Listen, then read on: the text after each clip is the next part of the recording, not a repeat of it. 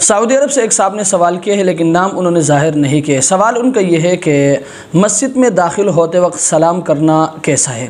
تو یاد رکھیں مسئلہ یہ ہے کہ اگر آپ مسجد میں داخل ہو گئے اور لوگ نماز یا تلاوت وغیرہ میں مشغول نہ ہو تو یاد رکھیں اس وقت سلام کرنا چاہیے، لیکن اگر لوگ نماز وغیرہ میں یا تلاوت وغیرہ میں مشغول ہو تو یاد رکھیں اس وقت سلام کرنا بہتر نہیں ہے، یعنی سلام نہیں کرنا چاہیے۔ لیکن کبھی کبھی ایسا ہوتا ہے بسا اوقات کہ آپ مسجد میں داخل ہوتے ہیں، کچھ لوگ وہ نماز وغیرہ میں مشغول ہوتے ہیں، تلاوت وغیرہ میں، اور کچھ لوگ خالی بیٹھے ہوتے ہیں۔ تو یاد رکھیں اگر آپ یہ سمجھتے ہیں کہ جو لوگ خالی بیٹھے ہیں میں ان کو سلام کروں گا تو نماز پڑھنے والے کی نماز میں اور اسی طرح تلاوت کرنے والے کی تلاوت میں کوئی خلل واقع نہیں ہوگا، تو یاد رکھیں اس وقت جو لوگ بیٹھے ہوئے ہیں آپ ان لوگوں کو سلام کر سکتے ہیں۔ اور یہ بات بھی اپنے ذہن میں رکھیں کہ یہ حکم امام اور مقتدی دونوں کے لیے ہے، لیکن اکثر و بیشتر یہ دیکھا جاتا ہے کہ جس وقت امام مسجد میں داخل ہوتا ہے اس وقت عام طور پر لوگ نماز میں یا تلاوت وغیرہ میں مشغول نہیں ہوتے ہیں، اس لیے اگر امام مسجد میں داخل ہونے کے بعد سلام کرتا ہے تو اس کے سلام کرنے میں کوئی مذائقہ نہیں بلکہ سلام کرنا چاہیے۔ اللہ تبارک و تعالی ہمیں سمجھنے کی توفیق عطا فرمائے۔